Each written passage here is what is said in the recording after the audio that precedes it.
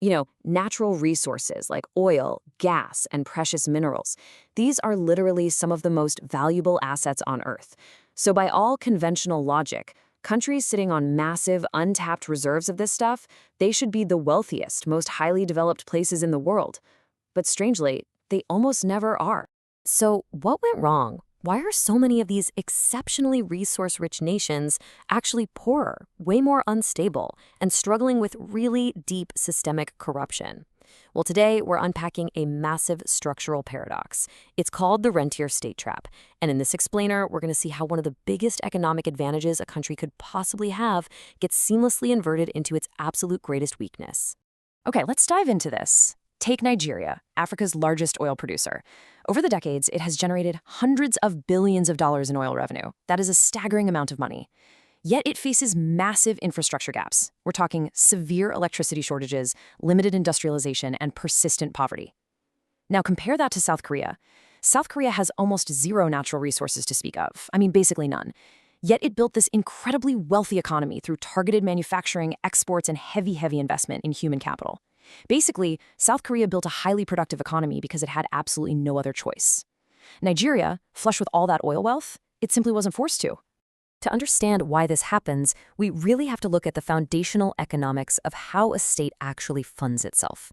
Most governments make money in one of two ways, right? They either tax their citizens or they extract wealth directly from natural resources to sell abroad.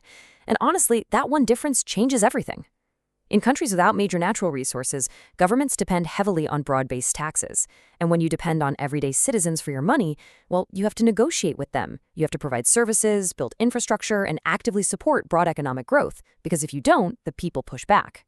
But in a rentier state, the government gets its revenue directly from oil, gas, or minerals. We're talking billions of dollars flowing in from foreign buyers. So absolutely no broad tax base is required. And here's the controversial part. When governments don't need their people, they stop being accountable to them. This right here is the absolute crucial point of the rentier state. No taxation basically means no accountability. See, resource wealth completely removes the pressure on a government to develop a mutually beneficial relationship with its citizens. The state simply doesn't need a highly educated, highly productive workforce to generate tax revenue.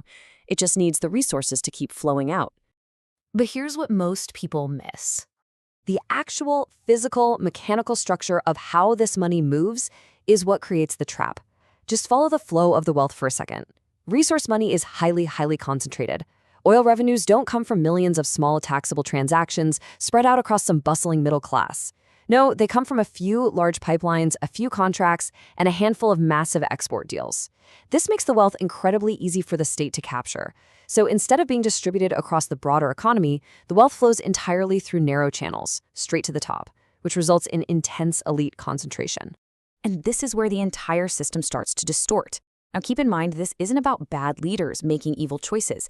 It's purely about structural incentives. Because the wealth comes entirely from those narrow channels, the government naturally prioritizes protecting those resource flows, controlling key resource-rich regions, and managing those really tight elite networks. So what falls to the wayside? Things like diversifying the economy, supporting small businesses, and building broad-based growth. The incentive structure of the state simply doesn't reward those things at all. Then, you add another totally devastating layer to the mix, which is extreme volatility. Natural resource markets are notoriously unstable. Oil prices rise, sometimes drastically, and then they inevitably and sharply crash. And the entire state apparatus is heavily strapped right into this unpredictable roller coaster. The real-world fallout of this boom-bust cycle is just incredibly damaging. When prices are high, governments feel infinitely rich. They spend way more, they dramatically expand their budgets, and they completely delay any necessary difficult economic reforms. Because why change when the money's flowing, right? But when the prices inevitably crash, that revenue instantly collapses. Suddenly, the country is saddled with massive debt, leading straight into severe economic crises. So instead of the stable, steady growth you'd see in diversified economies, the country is locked into a chaotic, absolutely inescapable cycle of boom and bust. And the trap goes deeper. Because the rentier model doesn't just completely alter a country's economics, it fundamentally reshapes its politics too. Look at the contrast in how power is maintained. In a standard system, citizens fund the state through taxes, and in return, they demand accountability. But in a rentier state, the state funds itself. Because it doesn't rely on taxes, it maintains power not through representation, but through patronage, massive state spending, subsidies, control over key sectors, and while in some cases, sheer force. The state doesn't serve the population, it manages them. Once this system is locked in place, it is exceptionally hard to escape. Leaders in these countries often understand the economic problem perfectly well. They get it. But the system actively resists change. Why? Because economic diversification is politically risky for those at the top. Think about it. If you build a broader, more dynamic economy, you create independent businesses, you generate independent wealth, and most dangerously for the status quo, you empower independent voices that can directly challenge existing power. The whole structure actually rewards staying exactly the same. It just becomes this perfect, inescapable loop. We start with resource dependence, which leads directly to weak taxation. Without taxation, you get weak accountability. A lack of accountability results in poor investment in crucial areas like infrastructure and human capital, which inevitably leads right to low productivity. And low productivity, well, that throws the country right back into the poverty trap, leaving it entirely dependent on those very same resources once again. And this isn't just an economic dead end. In many cases, the sheer concentration of wealth means that whoever controls the state essentially controls everything.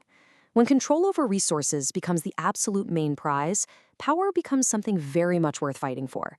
In some cases, this extreme competition over resource wealth actually fuels direct, violent conflict, which, as you can imagine, leads to another trap entirely. So, we've seen how vast natural wealth can paradoxically trap a nation in complete stagnation. But what about the countries that don't have this resource curse? The ones that actually do manage to start industrializing, growing, and climbing up that economic ladder? What happens when they suddenly stall out halfway up? How do economies start growing, but still fail to become rich? Well, that's exactly what we'll explore in our next explainer as we unpack the middle income and premature deindustrialization trap. See you then.